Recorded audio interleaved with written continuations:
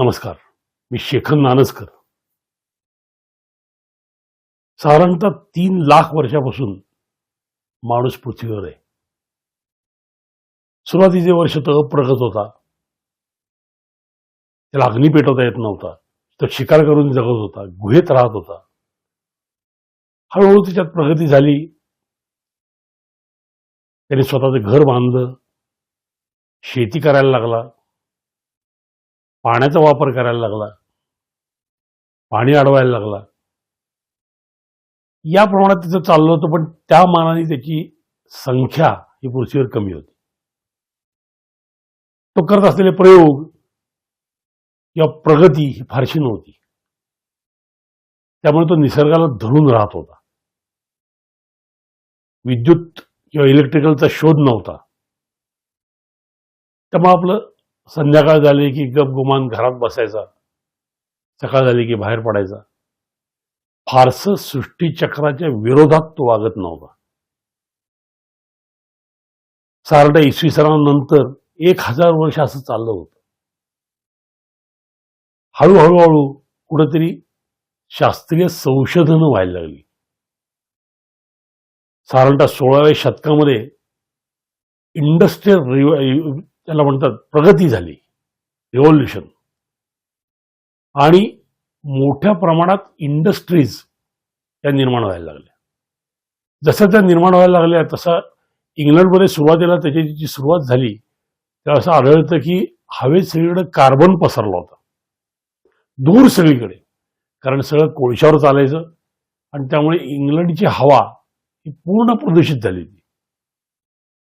हळूहळू सगळीकडेच पसरत गेलं. हवेतलं प्रदूषण खूप मोठ्या प्रमाणात वाढायला लागलं. त्यानंतर त्याला थोडेसे इतर पर्याय निर्माण झाले. हवेतलं प्रदूषण थोडं नियंत्रणात आलं.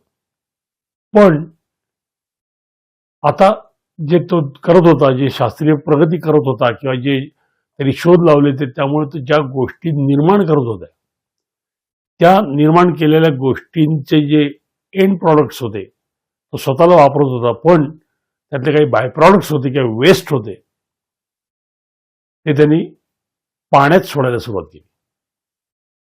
काही वेस्ट त्यांनी जमिनीत सोडायला सुरुवात केली. अर्थात जमिनीत राहिलंच नाही, कारण पावसाबरोबर ते सगळे वाहून पुन्हा नदी नाल्यांमध्ये वॉटर ज्याला म्हणून स्त्रोत पाण्याचे, या स्त्रोतमध्ये ते स्वतःमध्ये मिसळायला लागले. हळूहळू पाण्याचे स्त्रोत खराब व्हायला लागले. हवा खराब झालीच, हळूहळू पाणी खराब झालं. जमीनही हळूहळू खराब व्हायला लागली. आणि करता करता फार मोठ्या प्रमाणात प्रदूषण हे पृथ्वीवर पसरलं. त्यातलं काही प्रदूषण अतिशय भयानक स्वरूपाचं होतं. म्हणजे हवेत सोडण्यात येणारे जे गॅसेस होते, किती उंच चिमण्या लावल्या तरी त्या गॅसेसचे परिणाम आजूबाजूला होत होते. त्यानंतर त्याच्या शास्त्रीय संशोधनामध्ये अजून काही भर पडली. आणि ज्या गोष्टी उदाहरणार्थ ज्या फ्रिक्वेन्सीज किंवा जे टॉवर्स त्यांनी उभे केले, इलेक्ट्रिकलचे म्हणा किंवा कम्युनिकेशनचे म्हणा, या टॉवर्समधनं येणाऱ्या जे फ्रिक्वेन्सीज होत्या त्या फ्रिक्वेन्सीजमुळं माणसाच्या जीवनावर परिणाम व्हायला लागला. याचा काही डायरेक्ट परिणाम हे पक्ष्यांवरही व्हायला लागले. काही ठिकाणच्या पक्ष्यांच्या संख्येवर त्याचा परिणाम झाला. या सगळ्या प्रदूषणाचा परिणाम करता करता बाळी मायक्रोज पासून ते मोठ्या जनावरांपर्यंत सगळ्यांवर हळूहळू व्हायला. सुरुवातीला त्याच्याकडे दुर्लक्ष केलं गेलं. त्याचं कारण ते शास्त्रीय प्रगतीचे एक हव्यास मोठ्या प्रमाणात माणसाच्या मनात होता. पण हळूहळू एका वर्गाचं लक्ष हे त्या प्रदूषणाकडे जायला लागलं. आणि अशाच प्रकारे ते प्रदूषण चालू राहिलं तर काय होईल असा एक विचार त्याच्या मनात यायला. या प्रगतीचा एक ऑफशूट म्हणून किंवा बाय प्रॉडक्ट म्हणून माणसानी ग्रहाच्या बाहेर जायचं ठरवलं. त्याला सगळ्यात समोर दिसला तो चंद्र. त्या चंद्रावर काय आहे बघून यावं म्हणून त्याने एक चांद्र मोहीम काढली. आणि पहिली जी चांद्र मोहीम झाली याच्यामध्ये माणूस चंद्रावर उतरला. नील आर्मस्ट्रॉंग यांनी पाहिलं की चंद्रावर काहीही नाहीये. चंद्रावर वातावरण नाहीये, ऑक्सिजन नाहीये, माती तिथली उपजाऊ नाही, तिथे एकही जीवन कुठलेही नाहीये. आणि तो परत आला. इतकं ज्याला म्हणून आपण निर्जन किंवा जिथं जीवन नाही असं भाग त्यांनी पाहिला आणि हळूहळू पुढं अशा प्रकारच्या मोहिमा करायचं धाडस फारसं केलं नाही. अर्थात हे जीवावरचं होतं, त्यामुळे काही वेळा निर्मनुष्य यानं त्यांनी पाठवली, काही वेळेला कुत्री पाठवली आणि काय काय पाठवून पाहिलं, पण त्याला चंद्रावर काहीही सापडलं. अर्थात माणसाचा हव्यास इतका की त्यांनी या चंद्रावरच्या जमिनींची विक्री आत्तापासूनच करायला सुरुवात केली, जणू काय माणूस तिथे जाऊन राहणार आहे. पण हळूहळू लोकसंख्या वाढायला लागली. या पृथ्वीचे रिसोर्सेस लोकसंख्येला परवडेनात, पुरेसे पडेनात आणि त्याचबरोबर झालेलं प्रदूषण, हे प्रदूषण त्याला सहन होईना. हे प्रदूषण याच मार्गाने किंवा याच्यापेक्षा जास्त वेगाने पृथ्वीवर पसरणार हे त्याच्या लक्षात आलं. आणि असं लक्षात आल्यानंतर काहींचं लक्ष ते चंद्राकडे गेलं, काहींचं लक्ष मंगळाकडे गेलं, काहींचं लक्ष शुक्राकडे गेलं आणि असा विचार सुरू झाला की पृथ्वीच्या बाहेर कुठं वस्ती करता येईल का.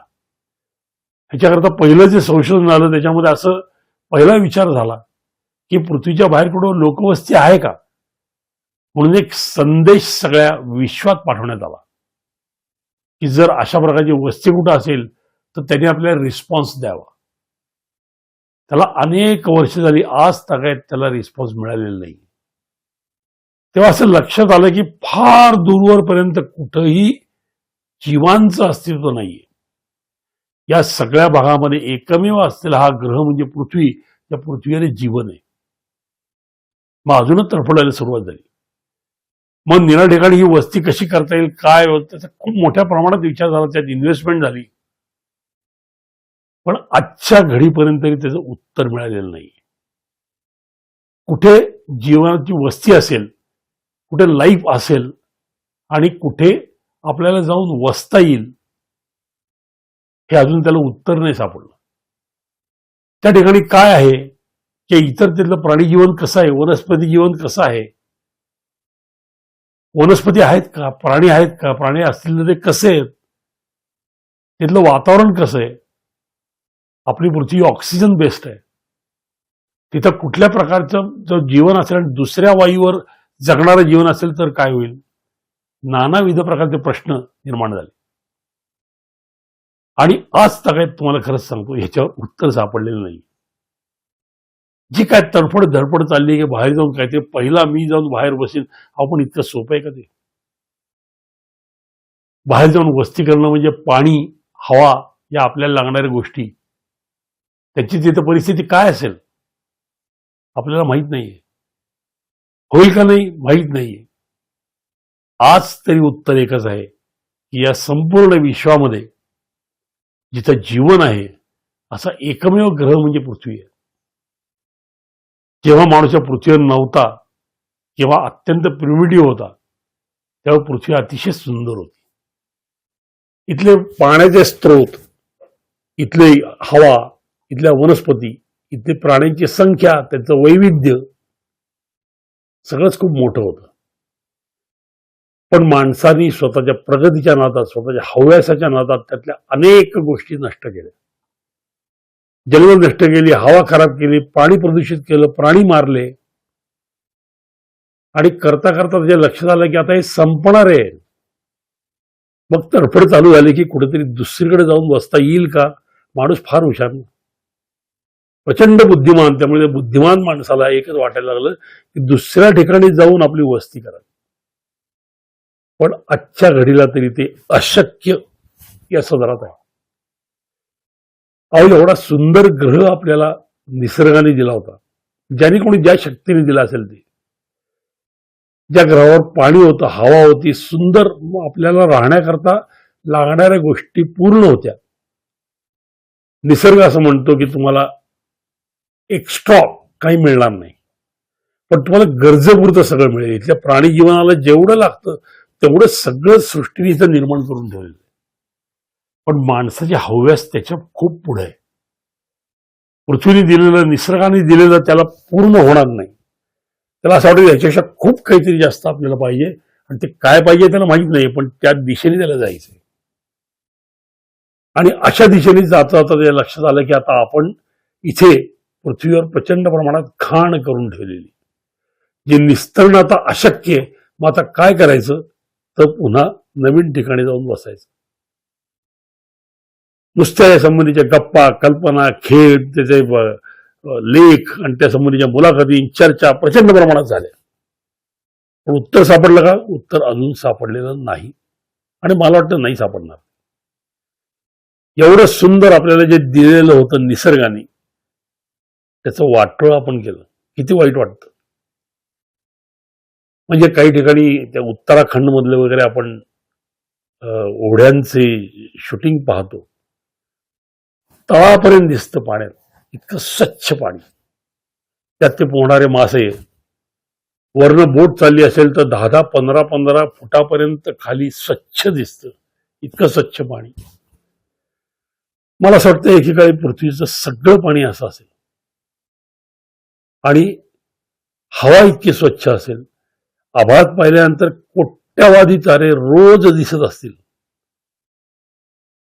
स्वच्छ हवा, स्वच्छ वारा, स्वच्छ सूर्यप्रकाश, सूर्यप्रकाशात सुद्धा फरक पडलाय.